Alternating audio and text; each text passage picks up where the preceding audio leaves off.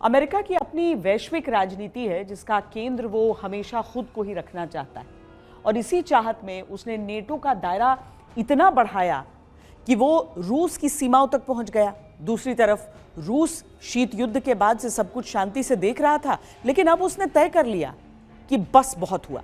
इन महाशक्तियों के रसूख की लड़ाई में छोटे छोटे देशों की सरहदें अशांत हो रही। एक तरफ रूस अमेरिका का टकराव है तो चीन भी वर्चस्व की लड़ाई का दायरा बढ़ाता जा रहा है, जिसके चलते दक्षिण एशिया में भी शांति भंग होने की पूरी आशंका है। इन महाशक्तियों के चक्कर में दुनिया जंग का मैदान जैसे बन चुकी है।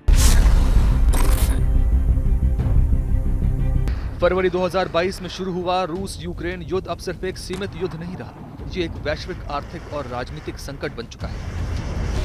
अमेरिका और नेटो की मदद से यूक्रेन खड़ा है, जबकि रूस अपनी ताकत और पुराने सोवियत रसूख की वापसी चाहता है। लेकिन इसकी सबसे बड़ी कीमत चुकाई है अर्थव्यवस्था ने। तेल, गैस और अनाज, हर चीज की कीमतों में और वृद्धि हो रही है।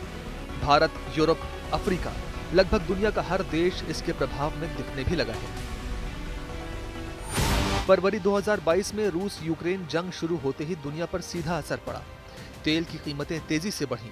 ब्रेंट क्रूड कुछ हफ्तों में $78 से $130 प्रति बैरल के पार पहुंच गया। गेहूं के दाम में करीब 60% की उछाल आई, क्योंकि रूस यूक्रेन मिलकर 30% निर्यात करते हैं। वहीं निकल, एल्यूमिनियम और पैलेडियम जैसे धातुओं की कीमतें भी तेजी से चढ़ी, जिससे फैक्ट्रियों की सप्लाई चेन गड़बड़ा गई। महाशक्तियों के इस खेल में दूसरा खिलाड़ी है चीन। ताइवान पर अपनी दावेदारी और दक्षिण चीन सागर में विस्तारवाद की मंशा लिए हुए चीन। भारत के खिलाफ पाकिस्तान की मदद करता चीन दुनिया को एक नए तनाव की ओर धकेल रहा है। क्या यह नया शीत युद्ध शुरू हो रहा है? ऐसा लगता है, क्योंकि अमेरिका और उसके साथी देश इस वक्त इंडो पैसिफिक इलाके में चीन को चारों ओर से घेरने में जुटे हैं।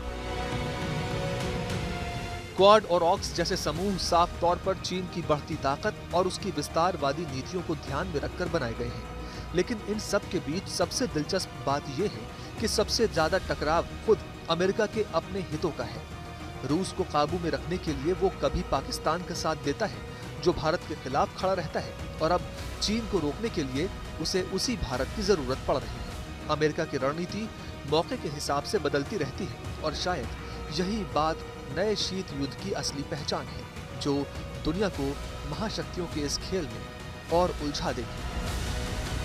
युद्ध ने यूरोप को अपनी सैन्य ताकत बढ़ाने पर मजबूर किया, लेकिन वो अभी अमेरिका से अलग होकर पूरी तरह रणनीतिक रूप से स्वतंत्र नहीं हो सका।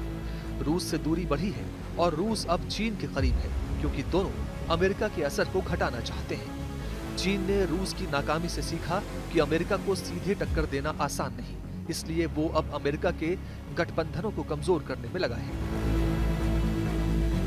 एक मोर्चा खुला है इजराइल और हमास के बीच, एक मोर्चा खुला है इजराइल और यमन, लेबनान के गुटों के बीच, एक मोर्चा खुला है इजराइल और ईरान के बीच, एक भारत पाकिस्तान के बीच, आर्मेनिया अजरबैजान के बीच भी हालात ठीक नहीं।